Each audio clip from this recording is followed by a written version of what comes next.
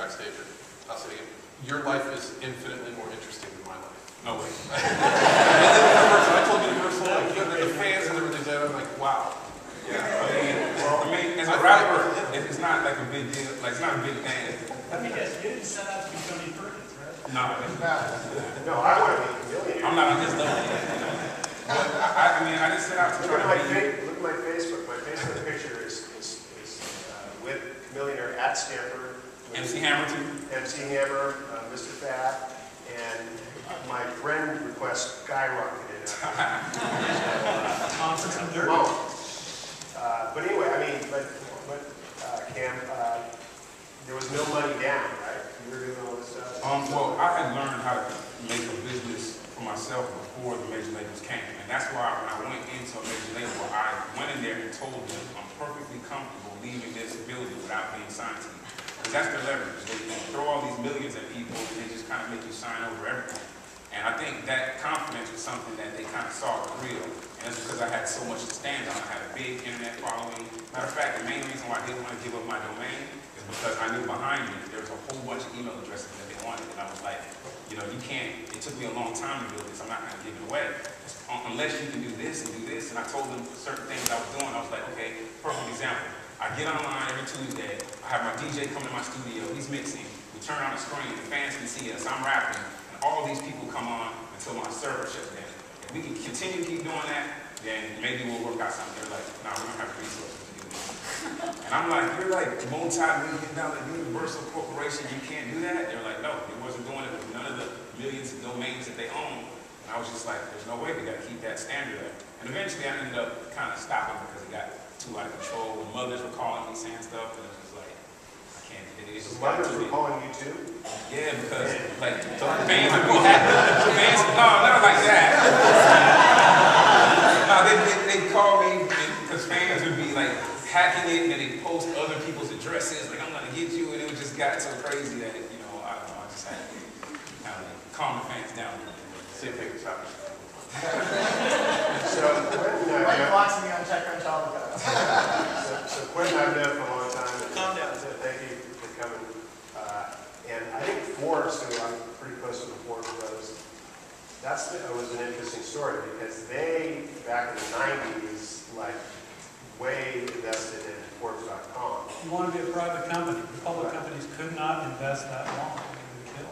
Right, so Forbes, if I remember, the brothers didn't really want to give up stock in the mother company, so they created Forbes.com, and then they started allowing employees to have stock in Forbes.com. But the most important thing is that it's history, is that they made a major commitment into .com, where Fortune did not, and Time Life in general did not. And when we came out of the bubble, Forbes was very strong in online, much stronger in online than the other traditional business. We were relatively well positioned in that part of the media revolution, and it's transiting now, and we're changing too. What strikes me though, listening to all these people, is you live out here, you fall in love with the idea of revolutionary change, the future, and all this, amazing stuff that's going to change everything. But actually, the future shows up mostly made out of the past in a big way, and really, journalism hasn't changed in some ways. Journalism consists of pointing at things or making sense of the world for people. And if you do that in a distinctive way, that's kind of smart, and you do it consistently, eventually you build a brand, and you can make money off of that because people trust you to tell them about the world. You're doing it inside the rap world, the tech world, you have authoritative people, that's what you're selling. What's changed, what's really about the future to me, is the financial model, the economic model around it has changed somewhat. It's ad-based in a very different way. And now, like never before, it's a war for fans. A huge change over the last decade was distribution. Because before, when I worked for a media company, if I wanted to publish a column, I had to convince a committee to publish that column. Well, like Mike and I didn't have to convince no committee to publish. You're making an observation about the internet. Yes, the cost of entry is much lower. It's not just cost, it's control. I can publish anything on the internet I want. Sure. I didn't need to convince CNN or Mercury News. You know what A.J. Leland said in the 40s? Freedom of the press is true for anybody who owns one. And we all you own the press. So the cost of And that changed the financial model, and it changed the world around it, which is now a war for What about fans. how the You gotta actual have fans. art of journalism has changed, really the sort of distribution and. Yeah, I was gonna ask, do you consider yourself a journalist? No, I don't even know what that is, because I look at the Economist. Are you notice? Are people who write for the Economist, are they journalists? Yeah. Okay, but there's a lot of opinion baked into the Economist. Yeah. Actually, I think I was really trying to go for the two key things. You point at stuff, that's breaking news, Yeah. and you explain the world, that's features. They go a lot of features. Okay. Stuff. but you And don't those are see, skills. you don't see a shift, a tectonic shift occurring in sort of what the idea of news is, because when I hire journalists, I have to unteach them most of what they've learned to get them to work properly effectively. And it's sort of opinion first, facts then, and opinion at the end too. And it's Yeah, that's true. The facts are free. And It's that's the- part of that war for fans. You know, they want your opinion. They want to feel like they're part Well, of the club. so these are the two things that I want to drill on. One is like the cost of entry. If you're an artist, or you're a content creator, you can now get in. If you're smart and entrepreneurial, you can get in the business and leverage yourself up with no money down, and put yourself in a position where you have a lot of readers and a lot of fans. And then, if you then end up taking money, you can take that money much on your own, more on your own terms, and at a higher valuation through. Yeah, but the issue is how do you turn that into money? You know? So that's the first. You have conferences. New York Times never had to have conferences. Right. The second thing is what is happening.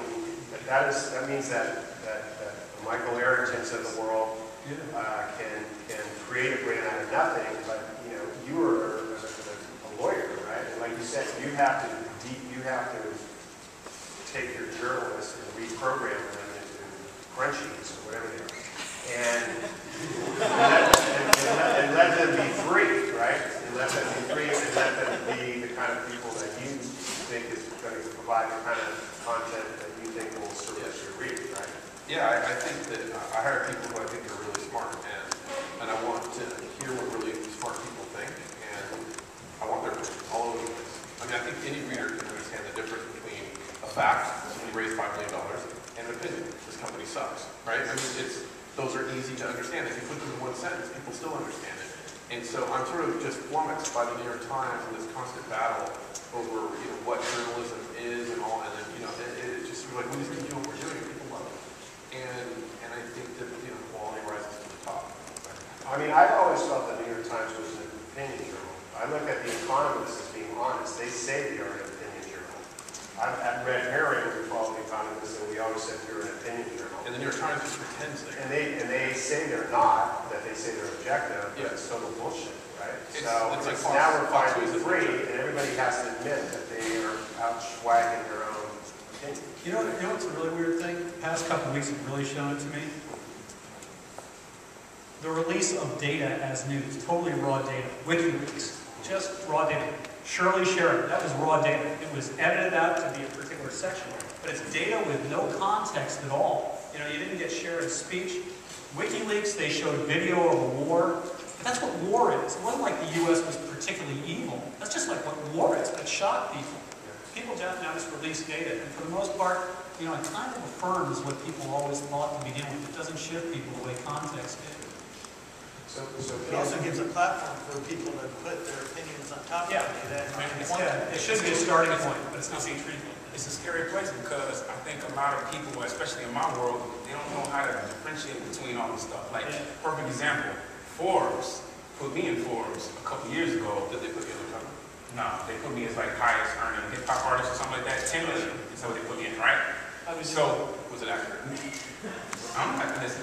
Hold on. Let me make my point here. So they hit me and told me that Forbes wanted to put me in Forbes, and I was like, I think they thought I was gonna think it was a good idea, and I started thinking like, wait a second, nah, I can't do this. I can't do this because if they, there's nobody in this room that will give me their social security number, their bank account information, and just let me see your account like that. It's scary when you put that stuff in the world. And I said, nah, I don't get this. So I met, Swiss Beats. And I was outside the studio, and he was like, hey man, I seen you in the Forbes thing. And I was like, what? And he saw it before it came out. And I said, they put me in there, but I told them no. How did they get the information? They said, man, that's how they do. They go here, they talk to your label, they talk to this person, and find out, they get all the information. And I said, man, I don't want this to happen. So the minute it came out, even though you can calculate to see how much someone made, they're not saying how much I spent. They're not saying how many people sued me. And after that, every tech company, whatever, hey man, I got this deal I want to do with you. I want you to invest in my blog. I want you, like, it was just everywhere. And then there was people that was coming trying to sue me too. So. Does this mean